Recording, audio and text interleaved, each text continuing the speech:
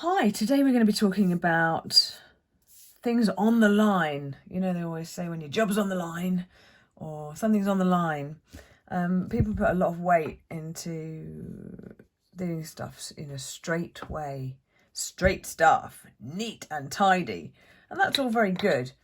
And my tip to you would be is if you're ever doing a piece of work where it's really super important for you to be mindful of how that line is,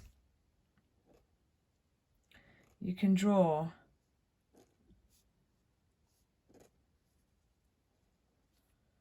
a line first, which can be rubbed out. My main piece of advice to you on this as an experienced artist is don't press too hard when you do the line.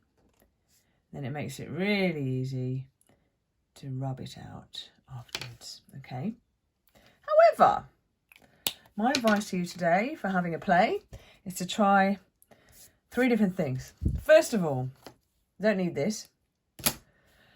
What about if you were to draw a wavy line and then make your writing sit on that line? I'm going to use a slightly thinner pen for this. So I'm just going to show you what happens.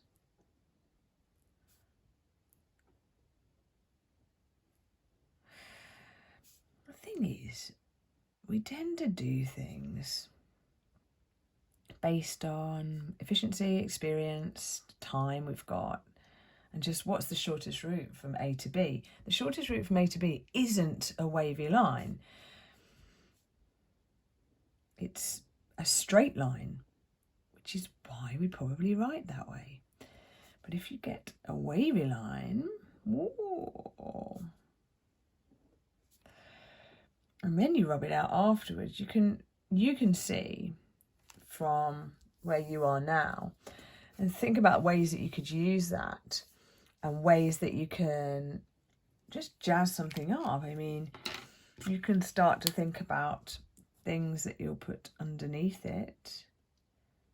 If you were doing a piece of writing and you want to illustrate something, you might start planting things underneath your line. It gives you room to add embellishments of some kind, okay?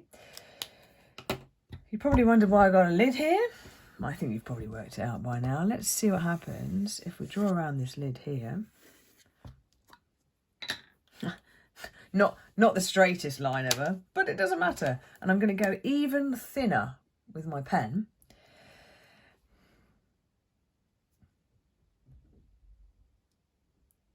And for this, you would be planning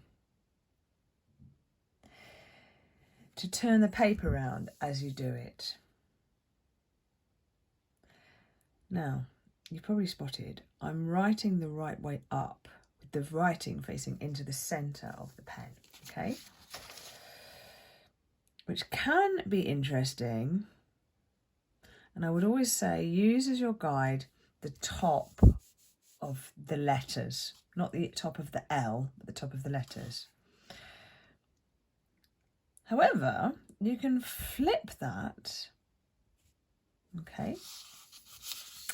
And instead of writing that way, you could write with the writing facing out of the circle. So, and then this way it's a bit easier because you can make the bottom of the normal line of the lettering that you're doing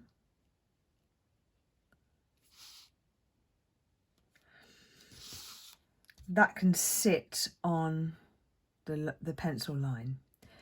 And in all honesty, that's the neatest way to do it.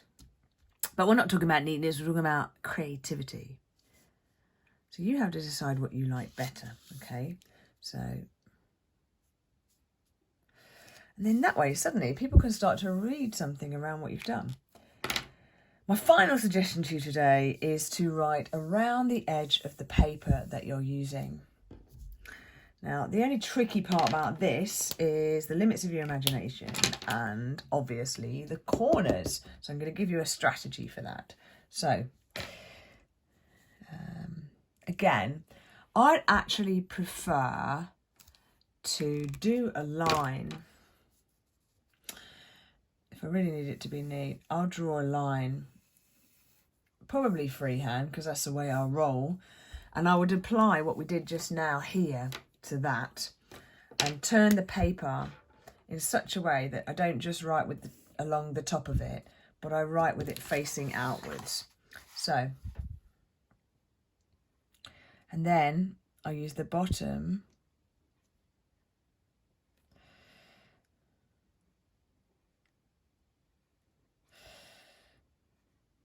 I'm coming up towards the corner now and I'm thinking, wow, I'm going to be in the middle of a word. Well, that's the best way to do a corner. Don't get to the end of a word and then start a new word. I think they look really great when they curve around. Again, if you're feeling a bit nervous about that, just draw a line, okay, with the pencil. You can rub it out afterwards. So let's use the corner. And you have to just turn the paper. You're going to do everything quite slowly. I often do things a little bit faster when I'm talking to you guys because I can just imagine you banging the desk going, hurry up. Let's use the corner to decorate. So one of the hardest things I have is thinking up what to write for you, and I'm doing these tutorials. I'm like, oh, I'm engaging all parts of my brain at once. Right, so we've used the corner to decorate. When you turn it around like that and suddenly you can imagine you've got a piece of art in here or a greetings card. And this is all going around the edge. I don't know if you ever had them, but I had a little bowl as a little girl, and that bowl had writing around the edge. It was a Beatrix Potter bowl, and I just kept reading it over and over again. And this kind of approach is brilliant, especially for kids, especially for children. And then, not that you need to see it like it, but I just want to prove that once you've rubbed out, oh, wait till it dries, which I didn't do there. Oh, naughty.